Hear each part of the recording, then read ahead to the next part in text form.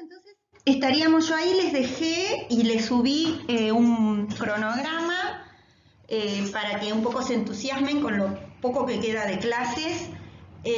Nosotros esta semana, yo supongo que varias de ustedes y varios estarán rindiendo final, pero nosotros tenemos que decir, la escuela, nosotros tenemos que seguir dando clases. Salvo que la mesa coincida con el horario de clase, pero dado que quedamos en forma así virtual, tenemos que buscar la vuelta para que ustedes no pierdan la continuidad pedagógica. Por lo tanto, yo voy a seguir dando clases, y dar clases es que sigamos trabajando nuestro material. Eso nos permite también que sigamos avanzando en lo que queda de esta unidad.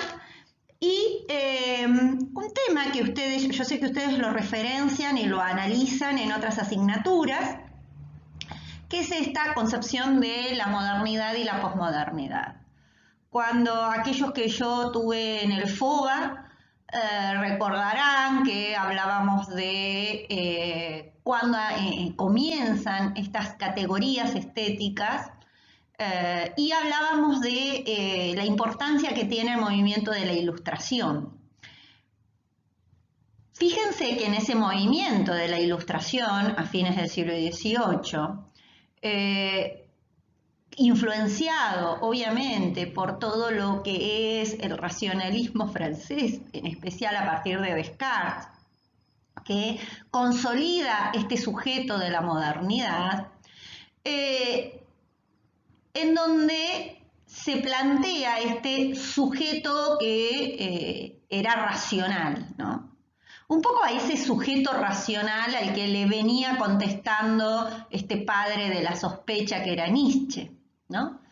Entonces, nosotros veníamos de una época marcada desde la filosofía a partir del pensamiento de Descartes, y consolidada por el pensamiento de la Ilustración, en especial esta importancia de esos 10 años y de estas 3 obras que son básicas para cualquier movimiento filosófico, para cualquier disciplina, como es las 3 obras de la crítica de la razón pura, luego escribe la crítica de la razón práctica y luego la crítica del juicio en el caso de Immanuel Kant. Esa construcción, ese edificio de la modernidad se empieza a poner en duda. ¿Cuándo? En el siglo XX, un siglo XX influenciado en especial por lo que se ha llamado todo lo que se le dice el giro lingüístico, del cual ya vamos a hablar más adelante, pero que se pone en tensión a partir de pensar que ya no estamos más en esa gran época, gran época de pensamiento que es la modernidad. Que ustedes tienen que pensarla a diferencia de esas edades históricas, ¿no? Es mucho más amplia la modernidad que esas edades de la historia, ¿no? Que hacían edad antigua, edad media, edad moderna y edad contemporánea. Porque si ustedes quieren relacionar, tendrían la modernidad ligada a tanto la edad moderna como la edad contemporánea, y la fisura, la puesta en tensión en el siglo XX a partir de una nueva modernidad, una modernidad líquida, diría Bauman, o para otros y otras va a ser esto que se ha denominado posmodernidad, un periodo distinto. Esta fisura se decía que se recuperaba a partir de lo que eran los padres de la sospecha. Nosotros lo que vamos a hacer es leer el texto de Danto. Aprovecho porque ya estuvimos trabajando, entonces ya tienen un manejo de la lectura, y con el texto de Danto terminaríamos esta unidad. El texto de Danto está sacado del libro Después del fin del arte, es uno de los primeros libros que llega acá a Argentina, el arte contemporáneo y el linde de la historia. Y nosotros vamos a leer la introducción o el capítulo 1, en donde conforma esta concepción de moderno, posmoderno y contemporáneo, ¿no? Y recupera para pensar qué pasaba en los 80 y arma este eje en 1980 y nos arma este eje para la reflexión. Sigo en la próxima. Para pensar la modernidad tenemos que recurrir a uno de los filósofos más bisagra, que es René Descartes, ¿no? Es a partir de Descartes que se considera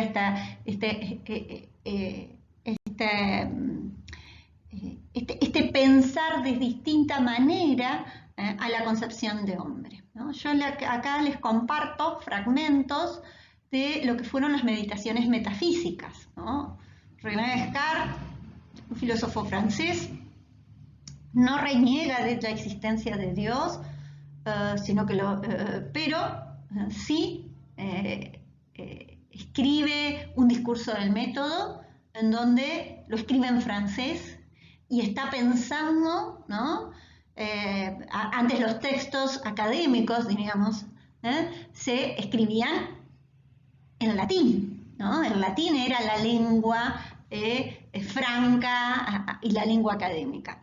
Con la escritura en francés es la escritura del idioma nacional y la escritura de escribir de un modo que otros puedan entender, ya no solo la academia, podríamos decir, ¿no?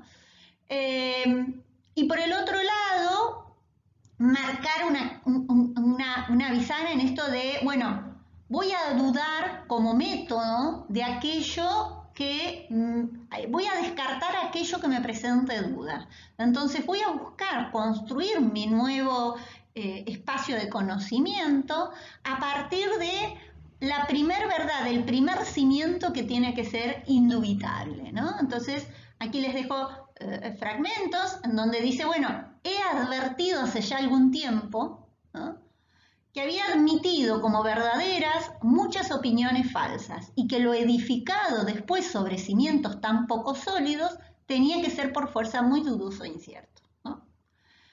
De suerte que me era preciso emprender seriamente una vez en la vida la tarea de deshacerme de todas las opiniones a las que hasta entonces había dado crédito y empezar todo de nuevo, desde los fundamentos, si quería establecer algo firme y constante en la ciencia, ¿no? Le está diciendo cómo voy a construir mi conocimiento. Por eso se dice que es una duda metódica, es decir, el método de él es dudar de aquello que me dé una mínima sospecha. Entonces yo lo descarto como premisa de mi conocimiento.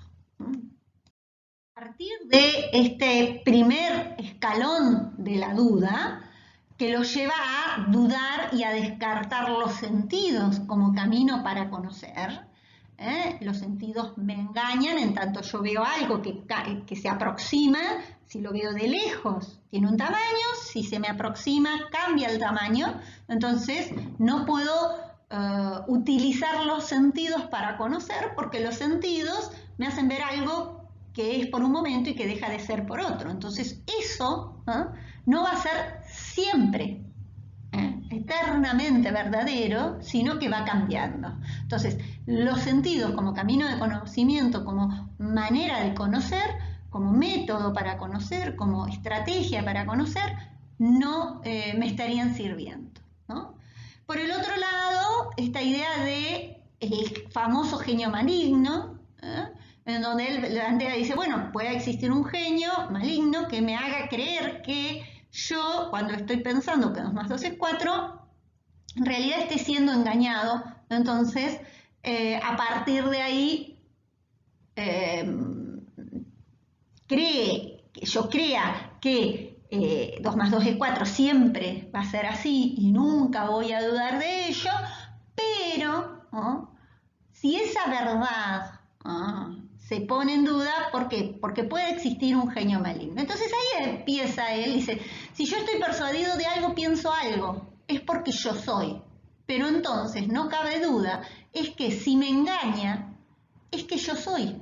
Y engáñeme cuanto quiera, nunca podrá ser que yo no sea nada, mientras yo esté pensando que soy algo, ¿no? Dice, por más engaño, ¿no? Por más realidad paralela que me haga creer que es verdadera este genio maligno, en realidad, para ser engañado tengo que ser. Entonces ahí llego al primer eslabón, a mi cimiento de verdad.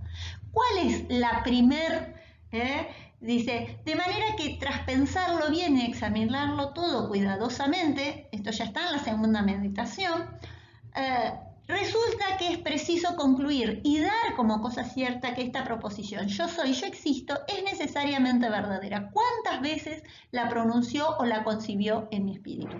Llega al primer principio, que es yo soy, coma, yo existo.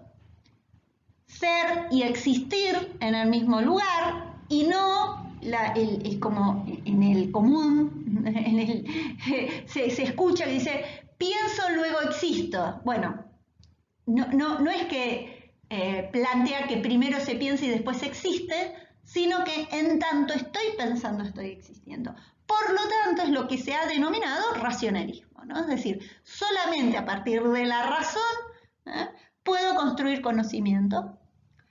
¿Y qué soy? Soy una cosa que piensa, soy un ser racional, ¿no? Fíjense que a veces cuando se quiere definir al hombre se lo define como ser racional. Bueno, todo esto cambia, ¿eh? Ya no es una criatura, y criatura viene de creación, ya no, el hombre ya no es algo creado por Dios, sino que es un ser racional, ¿no? Es otra manera de pensar el hombre.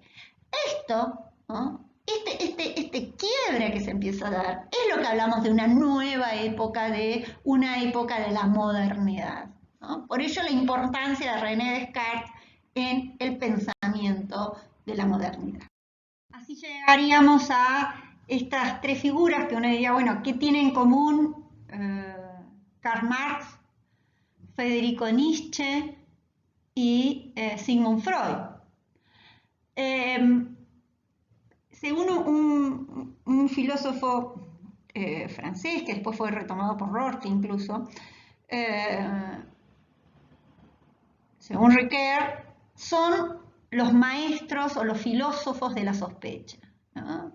¿Por qué?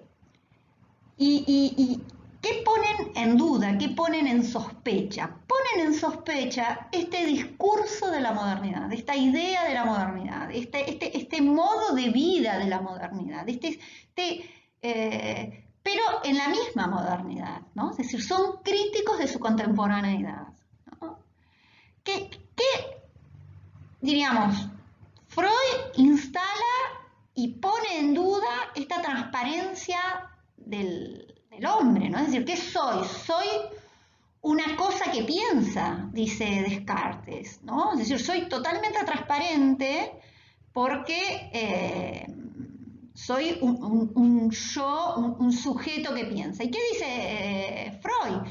Dice, bueno, hay una introspección, esa transparencia de la conciencia, esa transparencia de la razón. No todo lo que hacemos lo hacemos motivados por la razón, ¿no? Diríamos, ¿no?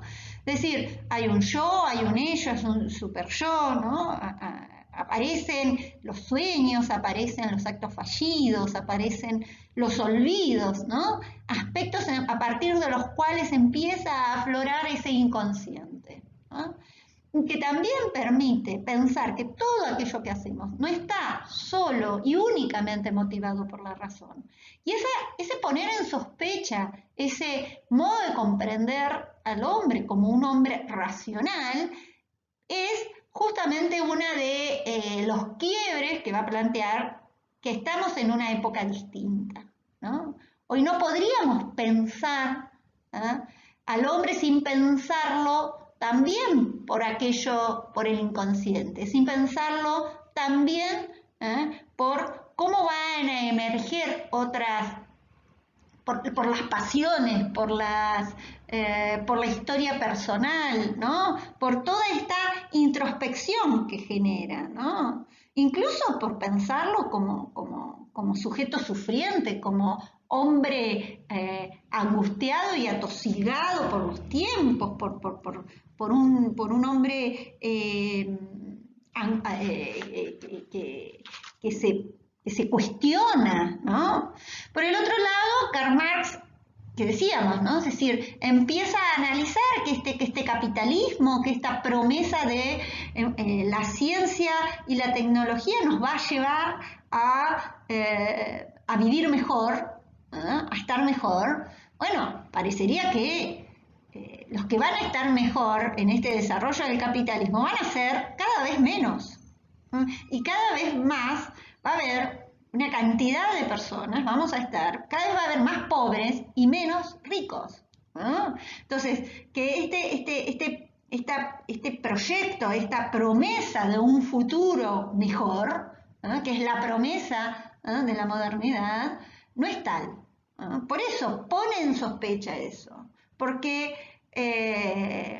si bien somos todos seres racionales, por lo tanto somos iguales, en la vida en donde estamos, que estamos en una sociedad capitalista, no somos todos iguales, ¿no? Esa utopía de esa igualdad se queda en un discurso utópico, dice, pero en los hechos no lo somos, ¿no? Es más, hay incluso una gran desigualdad de naciones también, ¿no? Porque lo que hace esto es una concentración de capital. Bueno, lo estaba diciendo en el siglo XIX, ahora creo que vuelve a morirse, ¿no? Por la concentración de capital que hemos estado analizando a partir del neoliberalismo. Otra fase, otra etapa del capitalismo. Y por el otro lado, quien está en el medio, Federico Nietzsche, que va a plantear justamente esta puesta en tensión, esta idea de la filosofía martillazos, de poner en martillazos la concepción de la voluntad de poder, ¿no? Es decir, ¿qué es lo que nos mueve a los seres humanos? No es la felicidad, no es la búsqueda de un mundo mejor, sino que es la voluntad de poder, ¿no? Es poner en tensión, poner en discusión, poner en duda la concepción de verdad, ¿no? Y por ello en Gaia Ciencia plantea justamente esto: Dios ha muerto, pero no es el Dios del cristianismo que estás diciendo, es decir, en lo que se creía que la ciencia nos iba a llevar, el progreso científico, el progreso tecnológico nos iba a llevar a vivir mejor. Bueno, pensemos en el daño que le hemos hecho al planeta. No necesitamos, si quieren, no lean a Nietzsche y observen el daño a nivel de nuestra tierra, en nombre del progreso. ¿Cuántas cosas que se hacen en nombre del progreso? Se instalan, sé yo, tipos de empresas o de industrias que van a impactar en el medio ambiente, ¿no? Pero entonces ya la ciencia no está desvinculada del poder, de las relaciones de poder, de la voluntad de poder, ¿no? Es decir, si hay algo que es característica de esta época, de esta nueva época que algunos llamaron posmodernidad o de una época posmetafísica, ¿no? Es esta interdisciplinariedad, esta falta de este borramiento de límites entre un área y otra, ¿no? Es decir, ya, y el ejemplo más claro fue con las vacunas que veíamos, ¿no? Es decir, los estados bancaron las investigaciones para que se hicieran vacunas, ¿no? Después, en muchos países era una parte y una parte va a ser negocio, y ahora las vacunas son un negocio de empresas. Entonces se venden estas patentes, ¿no? Esta idea de esto que se está pidiendo, que liberen las patentes para que se puedan producir en todo el mundo, porque nos beneficia a todos que estemos vacunados. Es decir, de nada sirve que un solo país tenga toda su población vacunada, porque siempre le va a entrar a alguien que no tenga y eso va a generar incluso hasta nuevas cepas. Entonces, es decir, no es de buenos incluso que piden que se liberen las patentes, sino que tiene que ver con este poder crecer y este poder salir de esta pandemia, ¿no? Entonces, que empiezan a ponerse en tensión. Entonces, ya esta idea de una ciencia pura e inmaculada, dueña de toda la verdad, que lo único que le interesa es llegar a la verdad, llegar a ese descubrimiento por ese método y demás, bueno, hoy sabemos que hay, como diría Nietzsche, una voluntad de poder que está también atravesado esto, y por eso la importancia de que los estados inviertan en ciencia para que no se quede en un capital privado. Privado que priva, podríamos decir, usando la palabra y en esta búsqueda que nos enseñó tanto el psicoanálisis, de que las palabras tienen un peso, que priva a la mayoría que no tiene ese dinero para comprar eso, ¿no? Si quisiéramos jugar con las palabras. Bien, entonces, ingresaríamos así a este texto que vamos a leer sobre la posmodernidad, a pensar desde dónde estamos poniendo se ha puesto en crisis o se ha cuestionado este discurso de la modernidad, esta promesa de la modernidad, estos grandes relatos emancipatorios que había consolidado la modernidad. Y nuestra época, podríamos llamar una época póstuma, una época que se va a dar después. El nombre de posmodernidad es un nombre también cuestionado. Es decir, estamos en una época en la que ya no tenemos esas mismas concepciones que estos tres filósofos nos la han puesto en duda. Bueno, en realidad no son filósofos, es decir, salvo Nietzsche, Marx, lo podemos ver como filósofo, pero él venía del derecho, o Freud, que era médico, ¿no? Pero estas tres figuras, estos tres padres de la sospecha, han puesto en discusión y en tensión y en sospecha el discurso de la modernidad. Y bueno, repensar cómo es nuestra época.